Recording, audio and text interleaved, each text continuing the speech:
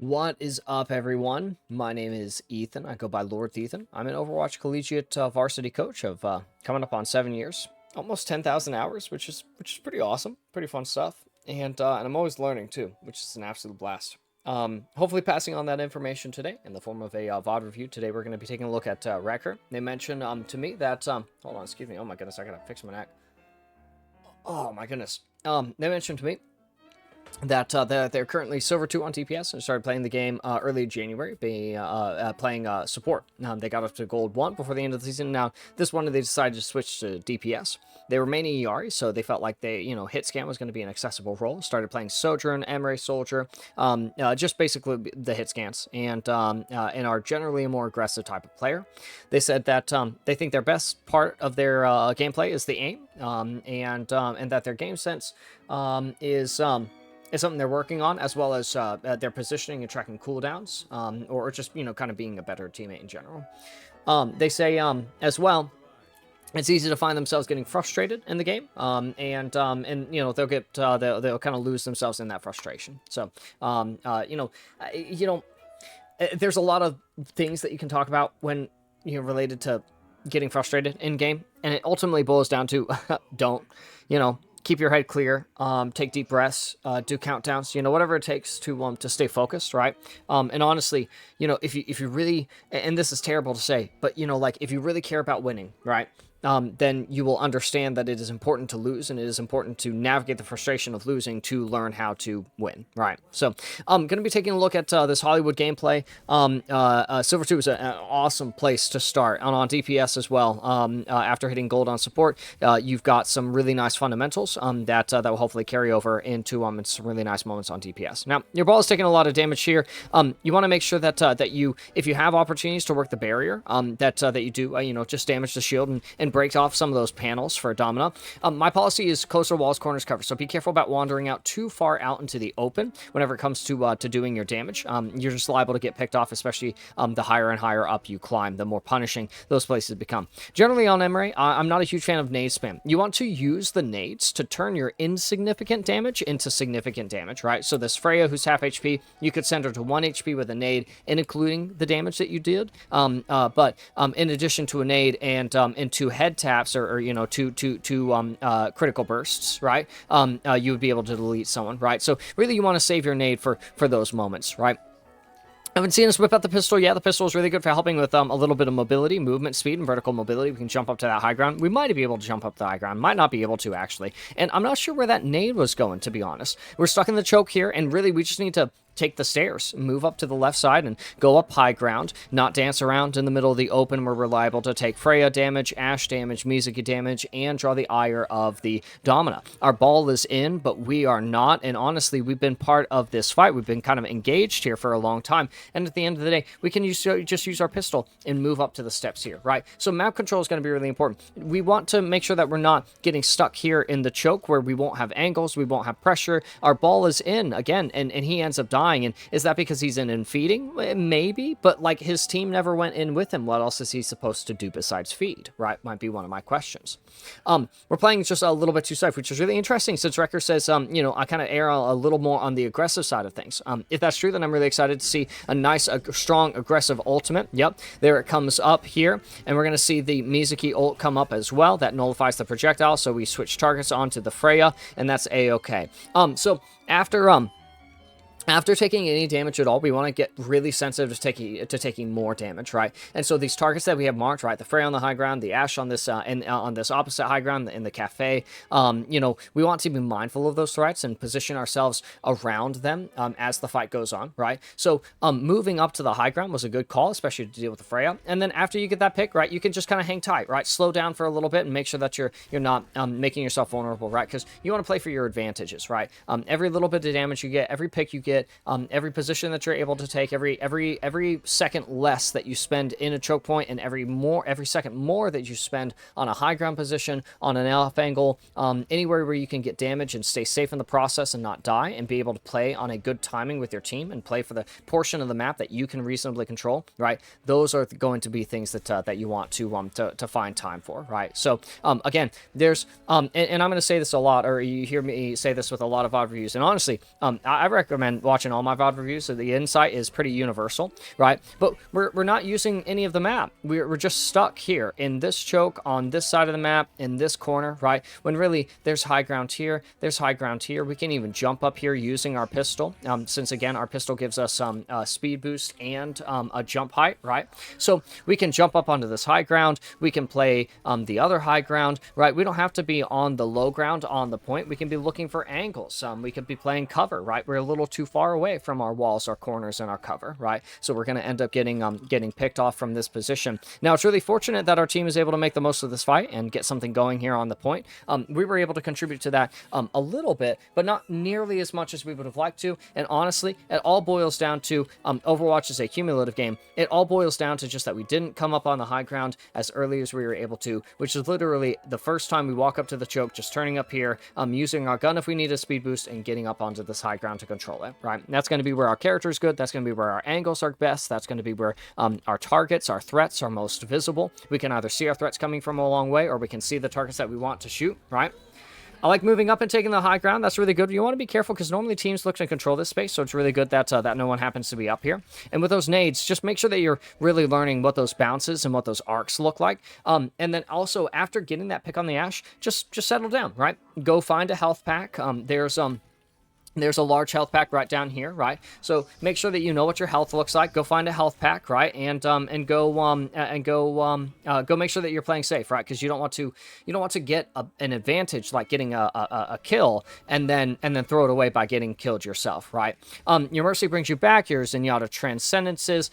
We saw you pull out the pistol for the first time. It wasn't for movement. It wasn't for verticality. It was literally just to pull it out. Remember, the pistol also heals you based on the damage that you deal with it. I think you throw your nades a little too high as well. I would love to see some floor bounces, some wall bounces, some that are a little bit lower. Be really careful too, because you can use your pistol to jump up there. You should be on a high ground position anyways, not on the objective as a long range DPS hit scan unit, right? So same deal with the Yari. Would you want to play this close to the objective on a Yari? Maybe not, right? I would go for the ult here since you've gotten him so low and you're already right here. You can go for the ult from the high ground here as well. Remember, the policy is if you have it, use it, right? That way you can you build it again as quickly as possible, right? So really want to see you go for a rip on the ult here, and we do. Our timing is really nice as well. We end up unfortunately forcing the Mizuki ult, and we're flying around out in the middle of the open, right? So we're not near walls, corners, covers. Could you have the same angles from here, be just as safe, get the Mizuki ult, and then still be able to play your life, right? Because after that green ultimate comes up, you don't have to worry about anything anymore, right? You don't have to jump in there, especially if your team isn't going in there. You don't have to fly out in the middle of the open and wait for it to go down. It's going to go down after your ultimate ends, right? So really want to see you force that cooldown, and then just be able to, just kind of, I call it fucking off, but just be able to dip out and just play your life, right? Very, very important to live in Overwatch. I like that disruption. Yeah, but just be careful about playing the objective. I do believe that DPS belong on the point, but I believe they belong on the point when it needs to be moved, right? And not necessarily when we have other teammates who can play on the point when it's an overtime fight, right? When the fight is an overtime, right, it's a good time for my tank to be on the point, for them to be touching, for them to be contesting, right, for them to be driving. But really, and when the point needs to be moving, right, I might have my DPS, my supports and my tank push up so to build ult charge and apply pressure and stuff like that. But really, your characters don't play as well on the objective, right? So I don't have us playing on the objective. This is a little too aggro for me as well, by the way. I'm definitely playing back a little more, generating my railgun charge, poking from a distance, and then letting loose a couple of really rude right clicks right into their skulls, right? So this angle I like a lot better. You're probably going to end up too safe if you play further right side, and you're moving forward right now towards the objective against a target against whom you don't have any ranged fall-off penalties. So I don't really like moving up here, especially since the closer you move to the objective, the more of an obstruction it becomes, and the more obstructive your line of sight is against your threats and your targets, the less you will be able to damage and injure them, right? So you really want to play in a way that you have clear angles, clear sight lines onto your threats and your targets, right? So that you don't have to worry about any of that. I generally like your disruption shots, and your mechanical output is actually really, really nice, right? So it's just about playing these smarter positions at these smarter times and making sure that we're going to those. Really, the smarter time is as early as possible, right? So when is the smart time to take a high ground position? Early on. When is the smart time to use your ultimate? As soon as you have it, right? So All right, we're really wide here. In fact, we swing really, really wide, and that just means that we're really easy to be picked. So, this is really, really excellent, actually. Overwatch, damage in Overwatch ramps up very quickly, from insignificant to significant to lethal. What just happened to you, there on that wide angle, is you were the only one to look at, so you had 2 or 3 people looking only at you, and each of those people did a significant instance of damage to you. What does that happen? What does that mean? When you've got 2 or 3 people each doing a significant instance of damage to you simultaneously, it means they have actually done a lethal instance of damage. So that's why you die so fast, is if you're playing in a way that you are the only one for them to look at, right? You're on them immediately open, you're not around corners, walls, or covers, you're playing by timing that isn't good, as in like you're the only team member that's in and all of your team is out, like they're respawning or they decided to push somewhere else, or one of them needed to go back and grab a health pack, or one of them needed to help your support, right? That sometimes if you're playing out in the open or you have bad timing, right? If you're the only one there is to look at, then all the damage you take will either be significant or lethal. Now you're also getting some significant or lethal instances of damage out yourself, right? You're taking some risks for some of these, and you certainly don't need to die here. Remember, we're playing for advantages, and we want to stack and mount those advantages. So it's about getting the pick and then living afterwards, right? Or not getting the pick and making sure that you're living because you didn't try to get a pick, right? How disadvantageous is it to lose our ball? How disadvantageous would it be for your ball to lose your Sojourn before they've even crossed through the choke? Which, again, part of Sojourn's job here is to make it very difficult for them to push through the choke. I really don't mind if we play a high ground position here, whether it's the high ground overlooking the choke point or the high ground overlooking the objective. We call that cafe. Then it doesn't really matter to me. This is a really aggressive position as well here. I would be absolutely comfortable being the Zenyatta in this situation and dueling you, especially since I have help from my Echo and the rest of my team. So just be really mindful that like your best position from which to take duels like that is going to be the high ground. Play the high ground. Play the high ground. It's so helpful. It's a good position. I promise they're not lying about it. I promise I'm not lying about it. And ultimately you're going to benefit from playing those positions a lot better, and you're going to be a lot more equipped from your duels. You have better cover, better angles, better choices, clearer options. All right, turn around and walk away now. It's not necessarily your objective to, it's not necessarily your job to touch, and honestly, if you're going to be over here to touch the objective, then they should be going for a touch of the objective. If you're just over here to get a pick, then all that you're going to do is you're going to draw people to you while your team is respawning. Look at where your whole team is. Your ball is actually all the way back here, not because he's a slow character, but because he literally just respawned. How is he supposed to help you, right? How is your Mercy supposed to tether to you? You're so early here, and that's going to be what gets you killed on this off angle. And so really, you just want to, if you're going to go touch, go touch. If you're not going to go touch, then go set up for the next objective, right? Go set up on the high ground, on an angle. Again, the high ground on an angle where you can see your enemies, generate your railgun charge, and be ready to use this ultimate that you built. I don't know how long you've been sitting on your ultimate, but remember the policy is if you have it, use it. All right, so if you can't use it, then find a reason to use it, and if you can't find a reason, then make one. Honestly, you've got a really good reason that showed up just now. You just solo with the Mizuki, and that would be perfectly acceptable, right? You could solo this fight. You guys already have committed the tactical visor here, but hey, what's one more ult to the pile? And again, you really want to be ready to you really want to use this so that you can build your ultimate again, right? That's how you push the pace of the game forward. That's how you play it faster, right? And usually the team that plays the game faster and processes it faster is going to be the team that wins. Yeah, I really like your disruptors. Probably could be even a little cleaner as far as the placement goes, and probably could be using them a little more frequently. But I really like your disruption shots. I think they're very well-meaning.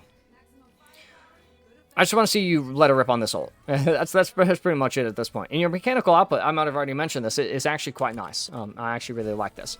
This angle is okay. Just keep in mind that Overwatch occurs in fight phases. And number one, you never want to play the 2 consecutive fights the same way consecutively, right? So every fight you want to change up your approach. And also, you really only ever have about 8 seconds to spend on any one position. After that, you're going to want to move. Be careful. You make a lot of noise when you're sliding around, and especially when you're ulting, you're going to turn people to you. You have really nice overclock picks here, but it's interesting how much value you get over on that angle to me. I really think that you should have died a little bit. It's interesting as well how many people don't understand music ult. I'll just break it down here real quick. If you fire bullets out of the ult, it doesn't do anything. If you fire bullets into the ult, it nullifies the projectile. So the Mizuki had placed his ult like basically right on top of you, and that made it to where you are able to you were in the ult, so you didn't have to worry about your projectiles being deleted by the ultimate. I love the commitment to playing high ground here. You really don't need to move to dodge shots. No one's shooting you right now. You have to move because someone's shooting you, but that means that you can just line up your shots and make sure that you are landing the shots that really matter, right, and getting the damage checks. Now, I do not like dropping. I do not like the drop here, even though you get an elimination here. I just don't know. I couldn't possibly be convinced at this time that it is actually worth it, right? So don't worry about dropping for picks there. You were doing all the right things when you were just playing the high ground, and now you made your life really, really difficult because you have to play on the low ground, find a way to high ground, contest the objective, buy time for your Mercy to revive, build the rest of your ultimate, find a way to use your ultimate, and all the while they're capping the objective, moving the objective, suppressing you from the high ground, and monopolizing the spaces that you would otherwise control, and that you would be controlling if you hadn't relinquished control of it by dropping off the high ground. I'm a huge non-fan of dropping off the high, so make sure that you keep those high ground positions. If you're playing in a good spot, no need to change that. And honestly, if you need to move, like I said, you need to move, then just move from one high ground to the next. No need to drop. No need to drop. Not, and especially not for a pick. It's so greedy and selfish to drop for just one elimination, right? And you're only going to get one because if you're dropping into 3 of them, then you're going to end up getting getting run up on by the supports.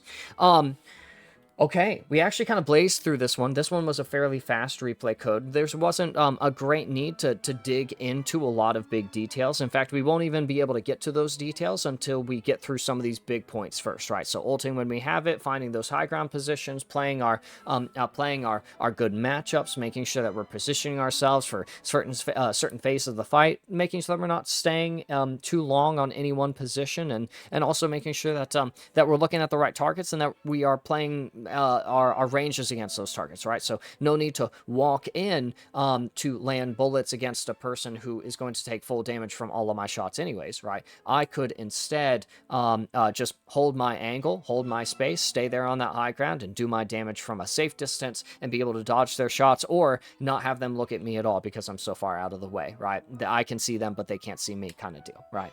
Overall, I really like the, like I said, the mechanical output is really, really nice, and I think that the hit scan roll is probably one that is well suited for you. I think watching the Yari would probably be an absolute blast. No guarantee that we're going to be able to do that, but hopefully there is a guarantee that some of this insight is helpful to you. I really just kind of had to blaze through this one. We got a replay, we got a mid-season patch that's going to delete this replay code like literally any second now. So needed to get this out, give you some bear feedback, kind of scraping the tip of the iceberg there, and honestly, you know, if we want to do like a full in detail, in depth, you know, hour-long VOD review, then you know, we can set something up. That's gonna go for anyone. You know, if you guys wanna set up a VOD review, then you know, just get in touch. We can figure something out. I like to be able to be easy to work with. You know, be cost effective, be affordable, be accessible. Ultimately, it's really tough, guys, because you know, this is stuff that